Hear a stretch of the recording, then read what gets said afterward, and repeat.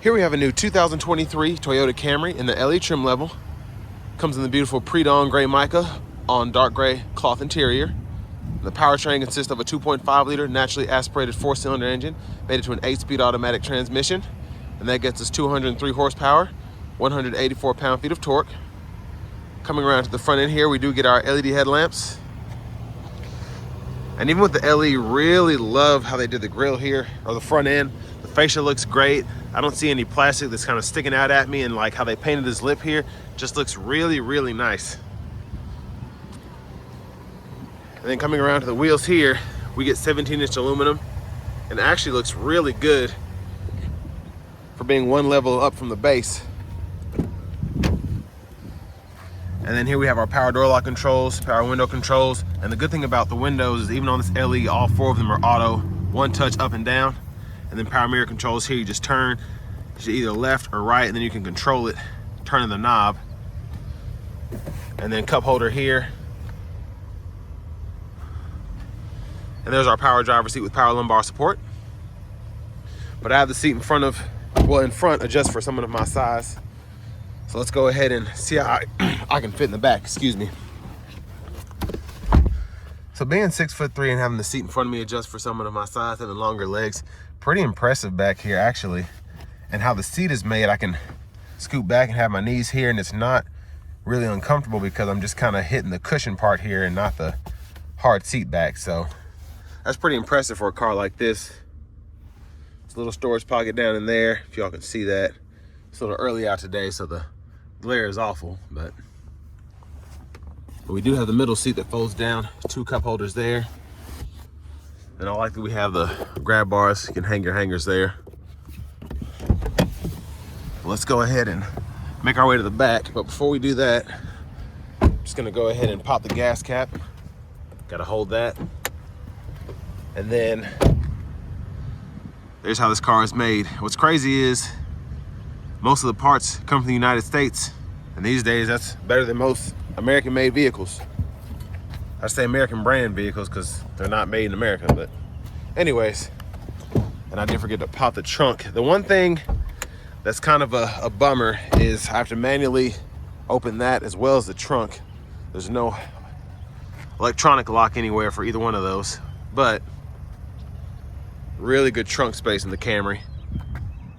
And of course, this one has an added cargo mat, and then you can lift this up here, and then your jack and all that's down there if you ever need that. And then we can also fold the seats flat.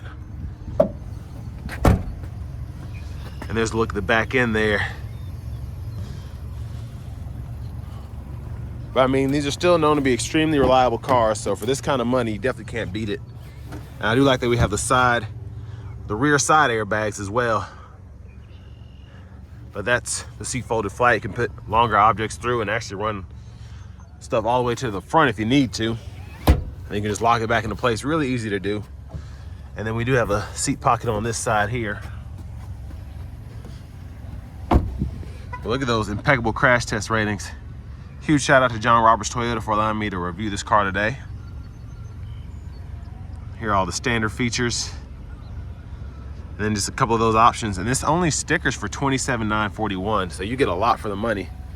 Look at that fuel economy.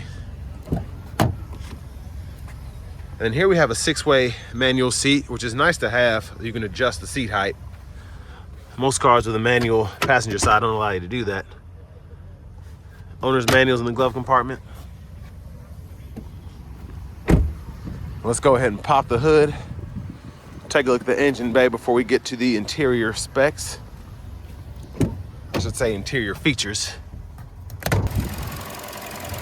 And there's that naturally aspirated 4-cylinder, 2.5 liter.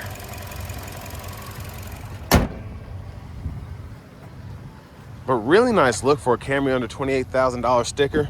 And that's before we even check out all the features we get on the inside. Vinyl wrap steering wheel here. Love the look of it though. And I'm a huge fan of 3-spoke steering wheel, so I'm glad they kept that. And then over here to the radio, we do get AM, FM, XM along with Bluetooth audio. And then we have Apple CarPlay, Android Auto compatibility as well. There's our home page there. And then we can pull the information up, and then we have settings here. You can go through everything, voice recognition, all that. So, and then you do have the option to download apps as well. And then tune scroll knob here, power volume knob here. You can hit that to mute it there. And then I do like that even in this LE, we do get dual zone automatic climate controls. We can adjust temperature there, and then we can unsync it there, or we can just turn the knob, toggle our AC, and then fan direction, you just hit this button here. I'm gonna move the shifter out of the way here, because we do have a USB-A 12 volt. And then I love how you have this kind of pocket here, so you can plug your phone in and leave it there, or you can open that up and you have a storage pocket there to hide it. Now for the 8-speed, you hit this lever here, pull down reverse, neutral, drive, and then you can come over here and manually shift. And you have 3 drive modes: eco, normal, and sport. Cup holders there. Pretty good size center console cubby space there with a USB-A and a USB-C input.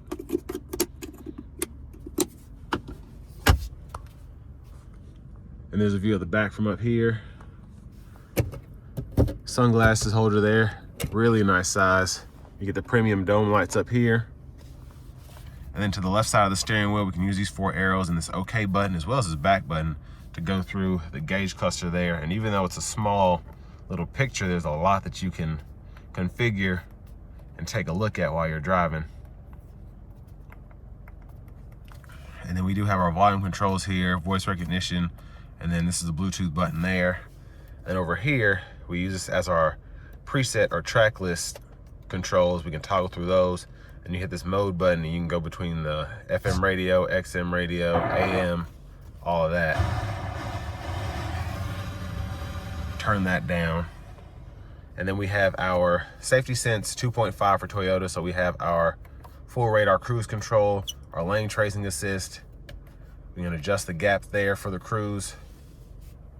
Headlamp controls here, auto, high beams, and then we can flash the high beams there. And then windshield wiper controls here. And then intermittent low, high, set our intermittent here. And then windshield wiper fluid by pulling up. Quick look at that. And then we do have turnkey fob there. But next, let's go ahead and take this 2023 Camry LE out on the road for a quick test drive. So I really like how easy this Camry is to drive, just in terms of getting up to speed in the normal mode without having to put my foot down anywhere past where I normally expect it. Specifically with it being a naturally aspirated 4-cylinder, I'm pretty impressed.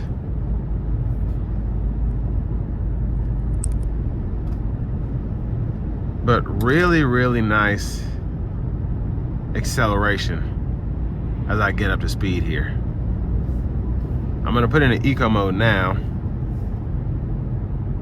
and we're gonna put the cruise on. And I do like that you get that standard safety sense with Toyota, specifically on this Camry. I mean, it's really a bargain. For under $30,000, you get a power seat, power lumbar support, but Toyota's safety sense is just really cream of the crop when it comes to having a somewhat semi-autonomous system for such a good price.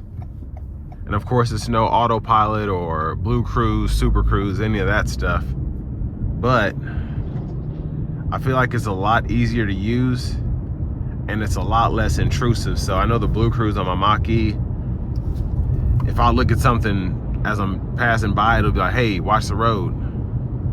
And it'll be nothing in front of me or whatever. It just starts to get a little annoying.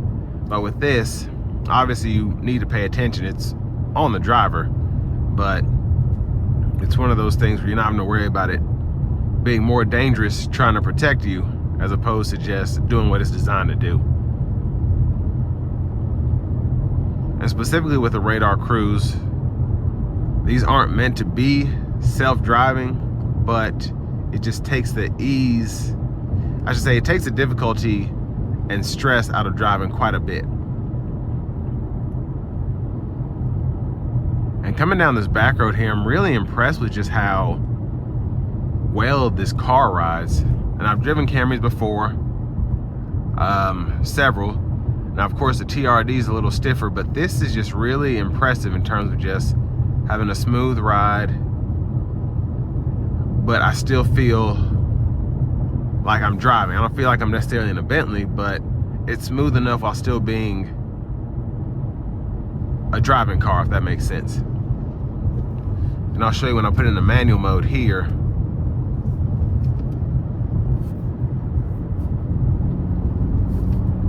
The 8-speed shifts are absolutely perfect. They're just really, they're not snappy, but for how you will be driving this Camry, it's perfect, and it's always on point. I never have any surprises when I'm trying to shift it manually. It just does what I tell it to do, and it tells me in big old letters there, letters and numbers I should say, when I'm in the sport mode, what gear I'm in. And that's just really, really great. And I'm also glad that Toyota has not tried to stick a CVT in this car, because that really just takes away from how great the Camry is. You have a traditional transmission, traditional naturally aspirated engine, not trying to be experimental in any way, and it's tried and true, and that's why the reliability is so good on these cars.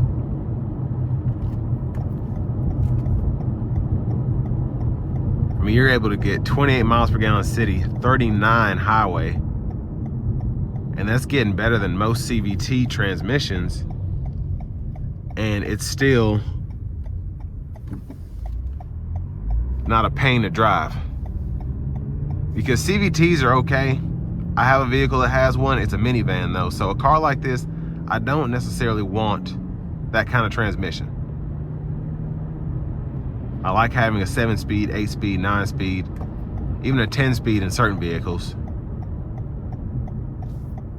But I'm gonna put it in a sport mode now, and I'm gonna give it just a little bit of throttle, getting on the interstate here.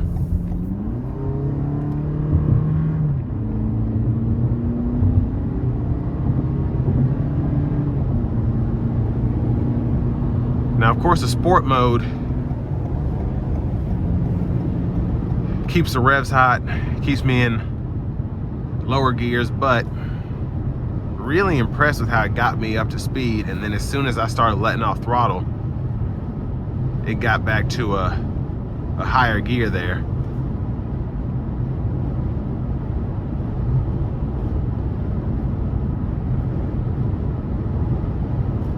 But I'm gonna test out the safety sense here.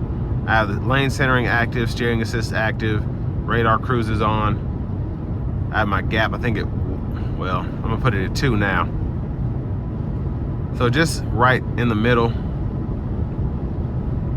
But this ride is so great for the money. Like I said, it's just really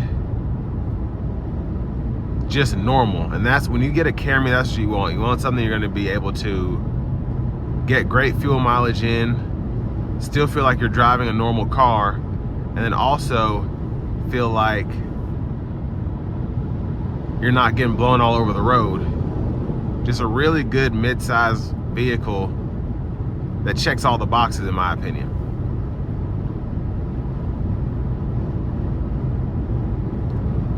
I do recommend though, if you can, I'm not sure if it's an option on the LE, but the JBL sound system that comes on the Camry is top notch.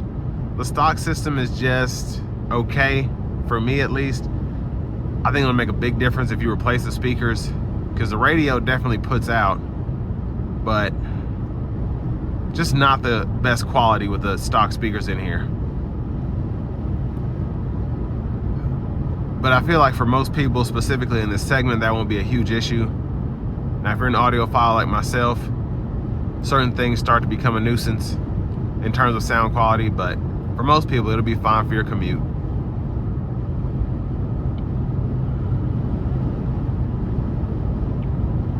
but really just enjoying this as I come to the exit I have to get off of.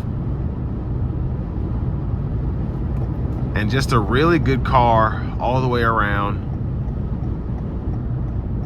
Love having the standard LEDs.